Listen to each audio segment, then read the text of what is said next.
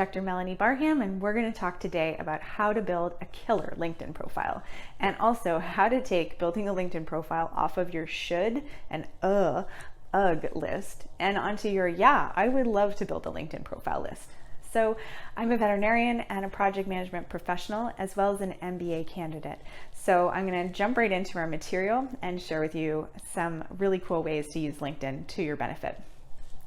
This talk is for anybody who's interested in opportunities right now, or who might be interested in opportunities in the future, and also people who are interested in marketing products or services on LinkedIn and building their credibility. What are we going to learn about? We're going to talk about facts about LinkedIn, as well as determining your LinkedIn purpose, how to build an amazing profile section by section, and how to make it kind of fun, getting LinkedIn to work for you, and then reverse interviewing and networking on LinkedIn. So let's jump right in with facts about LinkedIn. So did you know that over 95% of employers are looking at your LinkedIn profile and also your social media before they will even look at your resume and cover letter? It's true. Even in the veterinary world, that is true. And employers, if you're not doing that, you should definitely be doing that, because it's really important to know what your future employees are doing online before you consider having them in for an interview, to make sure that they jive and align with your values. The other thing is that LinkedIn is free, which you probably know. You do not have to join LinkedIn Premium, and it is the most used social platform in the world. It has the most number of people who have registered for an account, and it is quite active, and it is growing significantly. And the company is trying to actively grow and change and look at how they can serve their customers better all the time. So it is it's a dynamic and changing platform and a changing space for professionals to meet. Now, the next thing I want you to know is about determining your LinkedIn purpose.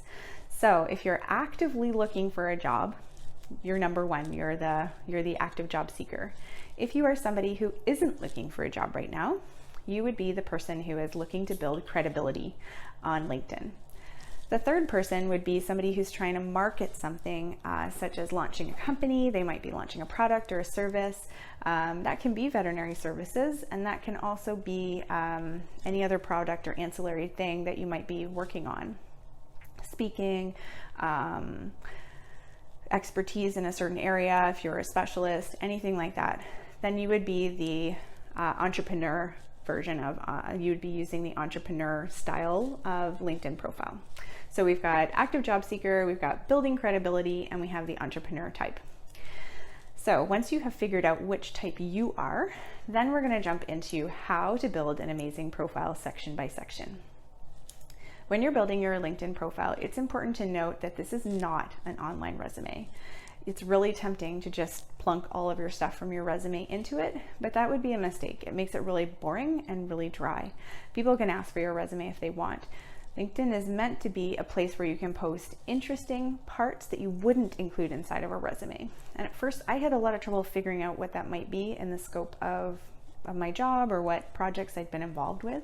But when I thought about it, there's a lot of stuff that I wouldn't necessarily put in my resume, but that would be cool to showcase to other people who I really am and what value I would bring to a workplace or to an organization. So examples of this might be, I probably wouldn't put in there that if I was a veterinarian and I ran the pet car wash for my clinic, I probably wouldn't put that in there, in my resume, but I sure would put it in my LinkedIn profile, because it shows that I have initiative. It shows that I can organize groups of people. It shows that I'm involved in charitable ventures, whatever the initiative might be. It shows that I would probably edit that out of my resume, but I would put it on LinkedIn because it's a little more fun. It shows different types of skills that I would like to demonstrate. LinkedIn is really meant to be a place to connect, and then also a place to complement what you're providing to potential employers or potential customers. Or if you're just trying to earmark a place, if you are building credibility, it's a great place to catalog some of the cool things that you've done, some of the cool projects, and some of the cool things that you might have been involved with or care about. So let's start with the easiest thing, which is job experience. This is a place where you can put in what places you've worked at, and then you can add a little synopsis. And I would make it a little more fun and light than I would in a resume. So for example, I might say associate veterinarian at XYZ clinic, responsible for patient care, and administrative duties included in my resume. But in my LinkedIn, I might say something like associate veterinarian. Here are some interesting things that I did in addition to my daily duties as a veterinarian. And I would list some cool things that I might have been involved with as an associate vet that I may not have focused on in my resume. And I would include some photos in there. I would also include the company's logo when I'm listing my job that I had. That adds a little bit more sparkle to your LinkedIn profile, makes it a little bit better to read, shows that you're using the platform appropriately. So that's job experience. And I would go back as far as, if you're a graduated veterinarian, I would go back as far as school. So I wouldn't go back into veterinary school unless there was something really incredible that was there. But I would go into, and if you're a new graduate, I would include some of your volunteer activities and things that you may have done in professional school. Next thing we want to talk about is projects you've been involved with. There's this lovely section that LinkedIn has added where you can add some photos of things that you've been doing, or things like articles or things that you've made. So if you've done an infographic for your clinic, or you've done, or you've been involved in a major marketing campaign as part of industry or a government initiative that has just come to fruition, awesome to include that, particularly if there's been a news article that you can tag in and say, this was a really fun project to be part of. I just loved this part about it, and here was my role in it. Or I was very humbled to be part of this team that brought this to fruition.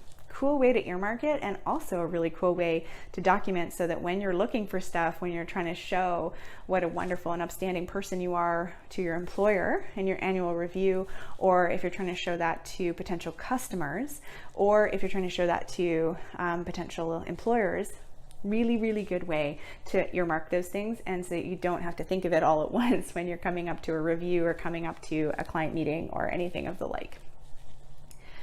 Okay, next we're going to move into the photo and then your banner picture behind you. For your banner picture, I would highly recommend that you not leave that blank. To me, that looks like somebody who's a noob at LinkedIn, and they obviously are not on the platform that much. So please make sure that you go to a place where you can find a nice landscape photo. Pixabay is one, pixabay.com. You can get free, royalty-free pictures, and you can choose a picture that really speaks to who you are. So maybe that's city if you're a really big downtown type person, or if you are into hiking, maybe it's a picture of a mountain, something that works well in a landscape scenario. Some people will even get fancy and they will overlay through Canva, which is a free tool that you can use, and they'll overlay a favorite quote. You don't have to do that if you don't want to. Just go to something like Pixabay or some other free, royalty-free website that you can download a nice picture and upload it so it looks, it matches who you are and it matches what you're trying to convey. Now, your profile picture. So I do want to specifically touch on this. It is incredibly easy to take a beautiful profile picture for free. You do not have to crop out some picture of you at a wedding, or you with some other person, or your grad photo. Please don't put your grad photo on there. Again, it just makes you look like a noob. And please don't put generally most people, if you're seeking jobs outside of primary care clinical practice, generally it's recommended not to have a picture of a pet. Because it takes up a lot of room in your screen. So if there's a picture of you and a dog and it takes up the exact same amount of room as your head, it's a bit distracting. So we want it to be a nice picture that's relatively close to you so that they can really see your facial features and see who you are and see your personality shining through. I think it's awesome if you're smiling. If you can pick something with a plain background, just get a smartphone, get a friend. If you have an iPhone, you can shoot it in portrait mode, which provides a really beautiful background and just really nice detail of your face. And it's easy to, or you can get a tripod, or you can build your own tripod. If you Google DIY tripod, there's about 100 different ways, even using a coffee cup, to make a beautiful tripod that will work really, really well to take a picture of yourself that is not you cropped out of with like half of your head, or you not looking entirely at the camera. So I would highly recommend that you have a nice photo that looks somewhat professional. So having a blank background is really, really lovely. And I think it certainly adds to the professionalism. Many people will choose a pose that potentially where they're, a little bit looking upwards with their eyes fairly wide. Another one that's very common is to have your body facing, but your arms crossed. That's a nice one.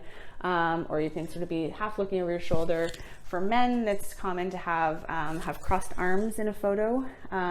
These are, again, you can Google common headshot photo poses, and there'll be a ton of videos there that will really help to guide you on how to pose. Or you can just do a very simple one where you're just smiling at the camera, just like I am. This would make a reasonable photo. I'm also wearing something reasonably professional, and I look like I'm a nice and hopefully positive person in my picture, somebody who's approachable. So that's our profile picture and our banner photo. Okay, so the next part gets a little bit more tricky, and that's why I've waited till the end to build that, which is the executive summary portion, or about me section. And this is where you can add a paragraph about you, and something that would really be eye-catching and something that would really convey who you are to the people you're trying to reach. I recommend this being written in first person. I think a few years ago it was very in vogue to write it in third person, or as though someone else had written it about you. But now it's much more common to write it in first person and have it talk about, I'm Dr. Melanie Barham, and here's a bit about me. I really love doing X, Y, and Z. I'm passionate about. Those are really good lead-in phrases, and it doesn't have to be really long because they're going to look at your skills. And what you really want to convey is how approachable you are and some of the key skills that you bring forward. So some of you may want to add in some of your post-nominals, your letters behind your name, or some of the certificates you might have done, or just some of the things that you really want to work on in your career. So I would recommend keeping that to one paragraph, so probably under 100 words, so that people don't get tired of reading it, because people are generally not going to read a ton of material. So keep it short, keep it punchy, and keep it friendly. And then finally, your headliner is where you can use things like veterinarian, educator, passionate about pets, or something like that. Or you could say surgeon, whatever it is that you are, and then you can put a slash and then have your next thing: veterinarian, entrepreneur, animal lover, whatever it might be. Try to have it be, or you can also use it. Another style is to have it as a very short summary of what your about section is. So you could say passionate about moving projects forward in veterinary medicine. That's mine, for example, right now. So those are a couple of ideas for that. Don't stress out about it too much. You can also change it at any time. And as long as you have your settings, go into your settings and make sure that you select do not tell my whole, don't tell my whole group, like my followers and my contacts, that I've made a change. Then you can mess around with it as much as you want to. And I would recommend doing that at the beginning, actually, as a first step. I should have said that before, but it's really important because it's very annoying for everybody else to get this notification like, oh, hey, you might have changed jobs, or oh, you've done this now, oh, Melanie's done this now. So try not to mess around with it too much without having that setting off. But otherwise, you can play around with it, and it's really fun. And you can make lots of different changes. And if you don't like it and you slept on it and you think, oh, or you asked a friend to look at it and they suggested some changes, change it again. It's a living thing. It doesn't have to be a static thing that you never look at again. And as you change throughout your career, that changes with you. You don't have to keep it the same. Now, after you've got your LinkedIn profile sorted out, here's what I want you to do is start getting LinkedIn to work for you. Things that you want to do are gain more connections. So if you're trying to make a big move, or trying to, if you're an entrepreneur, or if you're somebody who's looking for a new position, having more than 500 connections on LinkedIn is really important, because that's when the LinkedIn algorithm starts to pick you up and show you to other people a little bit more, because they recognize you as an active user. So see if you can find friends, colleagues, people to connect with, and try to get up to that 500 mark. It doesn't mean that if you're below 500 that you should just give up. It just means that you'll get more action, and you'll be put into more people's feeds if you actively engage with the platform and make new friends on the platform on a regular basis. You can also join groups. So groups are things that you might have an interest in, and they'll be suggested to you by LinkedIn. You can also search groups. And so if you're interested in One Health, if you're interested in One Welfare, animal welfare, if you're interested in entrepreneurship, or you're interested in government work, there are groups for all of those things. So you can join them. I don't generally recommend spending a ton of time posting within those, because it doesn't seem like at this time LinkedIn provides a lot of value for that. Like, they don't put you in people's feeds a lot more if you do that, but joining the groups and contributing a bit is helpful. But even just joining them shows employers and shows people that these are your interests. It's a way of showing what you're interested in, and it might be a good way to get different articles that you haven't seen before. So that's groups. Now, I often get questions about whether or not you should join LinkedIn Pro, so the premium version of LinkedIn. And I don't think it's necessary. I've not had to join it, and I've still been able to make lots of connections and do lots of cool things on LinkedIn.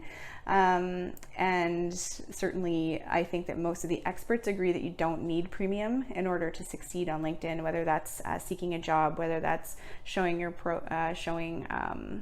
showing products and services, or if that's even just earmarking and just being present and building your expertise.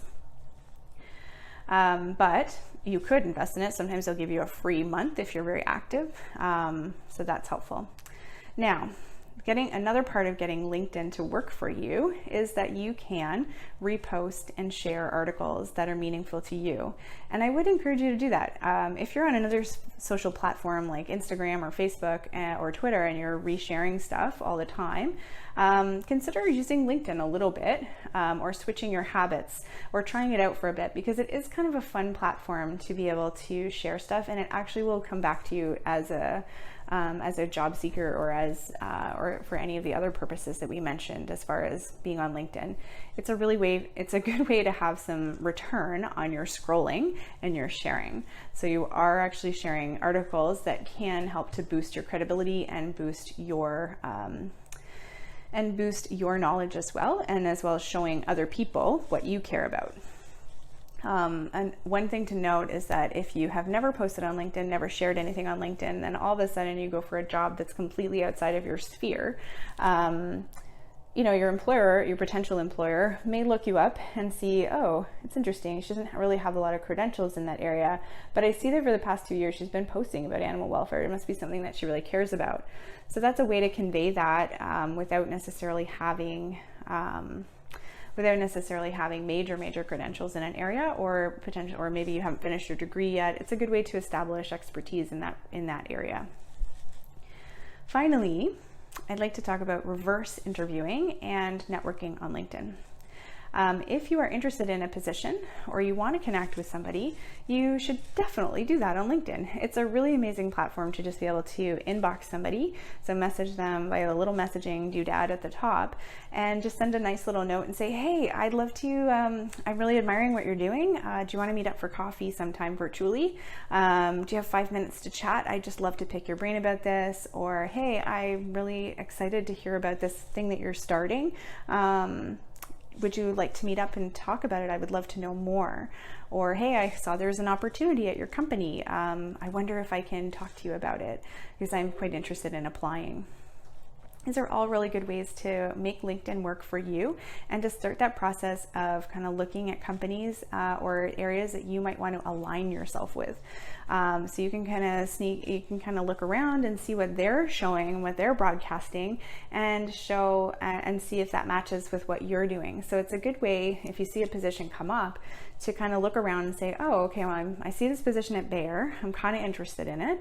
Let me follow them, or Vetaquinol or whatever, or Merck, and let me follow them and see what they're putting out. Oh, it looks like they're really into the human-animal bond. I'm really into that. Or, wow, this company is really into animal welfare, and that's really an area I'd like to be in. So that does seem like something that I'd like to be part of. And I see that they talked at this conference, and I see that they did this big initiative. These are really cool things that you can gain some insight so that you can do better in an interview, you can do better in a client meeting, you can do better, and you can do better if you're trying to network with them or you're trying to get an into the company. So these are all really easy and free things that you can do to figure out your place in the profession, and then also to establish yourself and put yourself out there a little bit. Finally, I just want to say that, if you feel nervous about doing this, that is okay.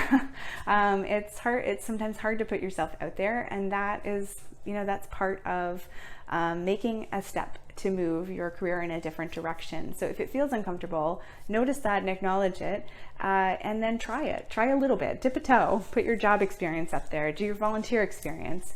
You don't have to do it all in one day. It's not like it's due anytime soon, but you can be active on it here and there.